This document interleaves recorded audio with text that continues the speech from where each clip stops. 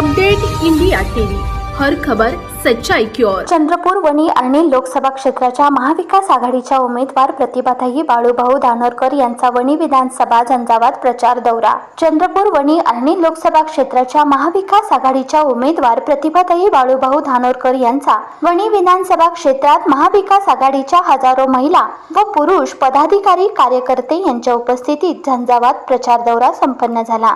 प्रतिभाताई धानोरकर यांनी मतदार बंधू भगिनींना सांगितले की शेतकऱ्यांच्या मालाला हमी भाव, बेरोजगारी, स्त्री अत्याचार, हुकुमशाही, खोकेबाज करणाऱ्या महायुती सरकारला आता दूर ठेवण्याची अत्यंत गरज आहे। त्याकरिता मला महाविकास आघाडीची उमेदवारी दिली आहे। त्यामुळे मी शेतकऱ्यांच्या मालाला हमी भाव, बेरोजगारांना नोकरीसाठी प्रयत्न करणार आहे। माझ्या महिला भगिनींवर कदापिही अन्याय होऊ देणार नाही। चंद्रपूर वणी आणि लोकसभा क्षेत्रातील सर्वांगीण विकास कार्यासाठी मी कटिबद्ध आहे। मी रडून मते मागणार नाही। मी आतापर्यंत संघर्ष करीत आहे। समोर पण मी जनतेच्या हितासाठी जो काही मला संघर्ष करावा लागेल तेवढा मी माझ्या मतदार बंधू भगिनींना शासनाच्या योजनेचा लाभ घेण्यासाठी कटिबद्ध राहील आणि तोही संघर्ष करेल। तसेच माझ्या 1 नंबरवर असलेल्या पंजा या निशाणासमोरील बटन दाबून मला बहुमताने विजयी करण्याचे आवाहन त्यांनी जनतेला केले आहे। यवतमाळ जिल्हा प्रतिनिधी विनोद माहुरे। वामनरावजी कासावार आणि नाव कोणाची घेणार नाही, कारण सगळे नेते असल्यामुळे सगळे प्रतिष्ठित पाहुणे मंडळी, इंडिया आघाडीतले घटक पक्षाचे, महाविकास आघाडीचे सगळे महत्त्वाचे पदाधिकारी, कार्यकर्ते, बांधव आणि भगिनींनो, खऱ्या अर्थाने आता या 2024च्या लोकसभेची रणधुमाळी आता सुरू झाली आणि प्रचाराचा बिगुल कुठेतरी वाजत आहे। आणि आज या कुंभा गावात आपण बघितलं की ज्या पद्धतीने उत्स्फूर्त असा प्रतिसाद सगळ्या पदाधिकारी, कार्यकर्ते आणि आपल्या सगळ्यांचा मिळत आहे। ही निवडणूक लढवत असताना मागच्या वेळी माझे पती दिवंगत खासदार बाळूभाऊ धानोरकर हे या भागातून निवडून गेले होते आणि आता त्यांच्या दुर्दैवी मृत्यूनंतर सगळ्या पक्षांनी ही जबाबदारी माझ्या खांद्यावरती टाकली आणि मी आजच शब्द देतो की टाकलेली ही जबाबदारी अतिशय सक्षमपणे मी पार पाडीन। ही लोकसभेची निवडणूक लढवत असताना ज्या पद्धतीनं भाजपाचे लोक 405च्या गोष्टी करत आहे, 405च्या गोष्टी कशासाठी करत आहे? नुकतंच हेगडेंनी एक वक्तव्य केलं की आम्हाला संविधानात बदल करायचा आहे, संविधान बदलवून टाकायचं आहे, म्हणून आम्ही 405च्या गोष्टी करत आहोत। अरे तुमचा मोठा एवढा धनाढ्य असा पक्ष आहे, बलाढ्य असा पक्ष आहे आणि हे सगळे असताना 405च्या गोष्टी तुम्ही करताय, मग इतर पक्षाचे फोडाफाडी करून तुम्हाला आमदार असतील, खासदार असतील याची गरज कशासाठी पडत आहे?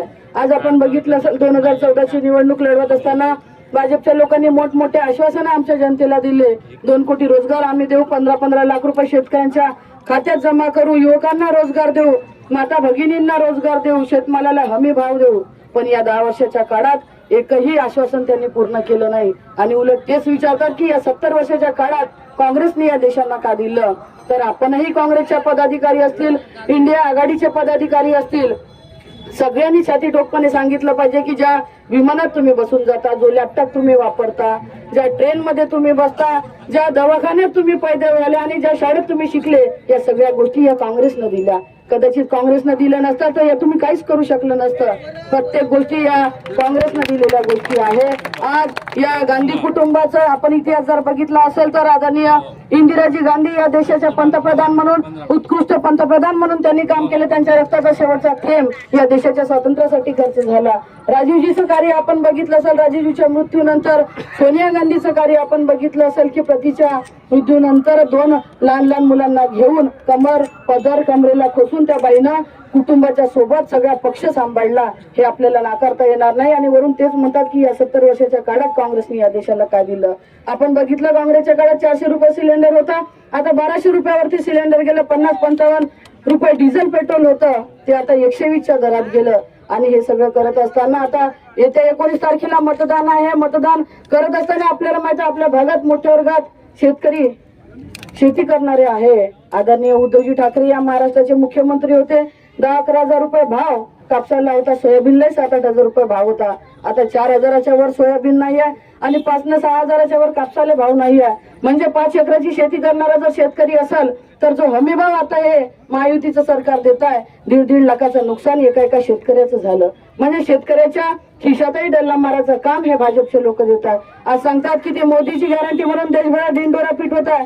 बाबा तुम्ही गॅरंटी कशाची घेणार? या शेतकऱ्यांच्या हमी भावाची गॅरंटी घेणार, बेरोजगारांच्या रोजगारांची गॅरंटी घेणार, महिलांच्या सुरक्षतेची गॅरंटी घेणार का? आपण विचार केला पाहिजे. जो माणूस स्वतःच्या बायकोची गॅरंटी घेऊ शकला नाही तो तुमच्या आमच्याची गॅरंटी घेईल का? याचा देखील विचार आपण या ठिकाणी केला पाहिजे.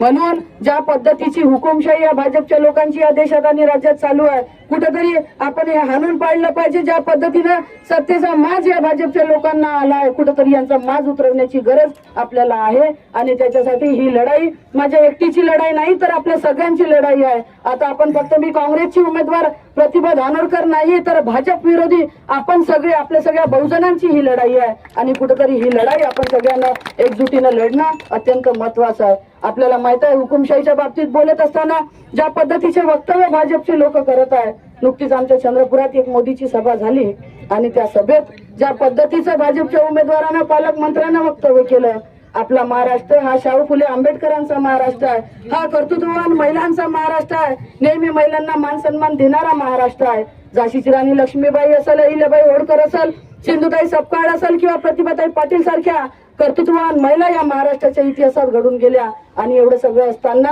ज्या पद्धतीने एखाद्या कुटुंबात जर का आई मरण पावली तर आईच्या नंतर आपण आपल्या बहिणीला आईचं स्थान देतो, मोठ्या बहिणीला आपण आईप्रमाणे मानतो. आणि अशा भावा बहिणीच्या नात्यावर लांछन लावणारं वक्तव्य जर का एखादा भाजपचा उमेदवार करत असेल तर अशा उमेदवाराला आपण मतदान करणार का, असा प्रश्न मी आपल्याला या ठिकाणी करत आहे. माझ्याही बाबतीत बोलत असताना अनेक चुकीचे वक्तव्य त्यांनी केले की काँग्रेसची उमेदवार ही रडून रडून मतं मागते, पण ही प्रतिभा धानोरकर कदापि ही रडून मतं मागणार नाही.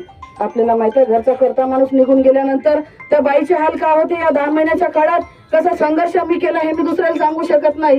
हे माझा संघर्ष मला माहित आहे. आज कौटुंबिक जबाबदाऱ्या तर होत्या, सोबत एका मतदारसंघाची आमदार देखील मी आहो. आणि 3-3 लाख लोकांचं प्रतिनिधित्व करत असताना बोलत असताना एखाद्या वेळेस जर का डोळ्यातून 2 अश्रू निघाले असतील तर त्याच्यावरही जर भाजपचा उमेदवार भाष्य करत असतील तर त्याला मी तर माफ करणार नाही, पण माझ्या मतदारसंघातल्या माता भगिनी कदापिही माफ करणार नाही.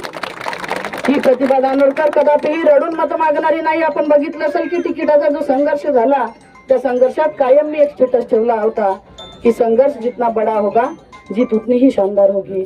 कदाचित संघर्ष करण्याची ताकद ज्याच्यात असते आणि ती ताकद माझ्यात असेल म्हणून माझ्या वाट्याला हा संघर्ष आला. पण ही ती प्रतिभा धानोरकर कधीही अशा खोट्या धमक्याला किंवा खोट्या आश्वासनाला घाबरणारी नाही आहे.